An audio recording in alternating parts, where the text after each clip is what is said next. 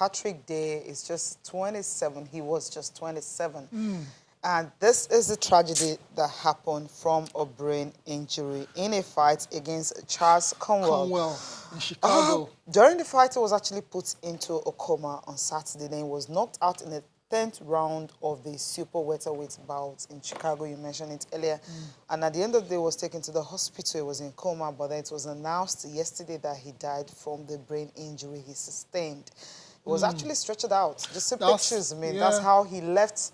You know, left on the boxing ring, left on which a is stretcher, and never a good sign. The surprises and also what the faces of the people that were looking at him knew that this is not looking good, and we thought it was going to pull through, but somehow Patrick Day just couldn't survive this. One of the reasons I just don't like boxing. Yeah, I know you would say that, Cecilia, and it's understandable. Boxing is a very dangerous sport. I mean, it's one of those sports out there where you actually, it's a full contact sport.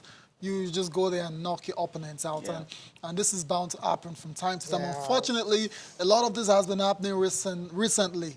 So I don't know if the authorities need to have a look at if they have a look, they feel it's going to water down the quality again, because I mean, if you're trying to avoid such thing, you probably want to introduce the headgear. No, not necessarily the headgear. I mean, there could be other things that need to look out. Perhaps a referee stopping the fight a lot earlier when you can see that this guy's got no chance. Exactly. It only put the opponent Conwell in a very bad state, because I'm sure he'll be feeling somewhere. And he's just 21. Did I cause this?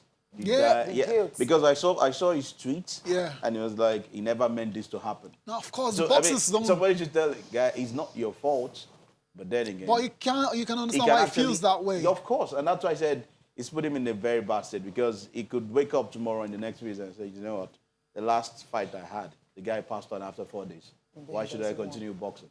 Because he's just 21, so that guy needs to be watched. And for Day, he had just won 17 of his 22 fights. 4 defeats and 1 draw. And the story, I mean, still talking about boxing and some stories not looking good. In July, there was this story that we heard that in one bout in July, there was one Russian boxer, Maxim Dash, and also Hugo Stillian from Argentina. Both of them sustained injuries after their bouts, and after that, they died.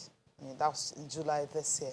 And this is October, another one happening again. Although people have been saying this is not the time to start talking about solution and all that. Let's just allow this to pass and see how they can introduce more safety. Ty, you mentioned it earlier.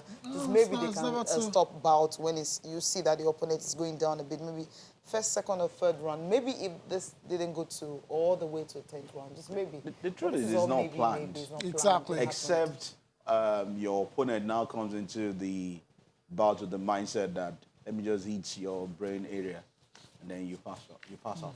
It happens, so there's nothing. But as I said, it's not like it's planned, but then again, let's see how it pans out. It is just one of the dangers of a sport like boxing. These boxers put their lives on the line to entertain a lot of boxing fans out there. Entertain is entertainment for a lot of boxing fans. Boxing fans pay thousands to watch them fight. It is a sport at the end of the day. It's just a dangerous one.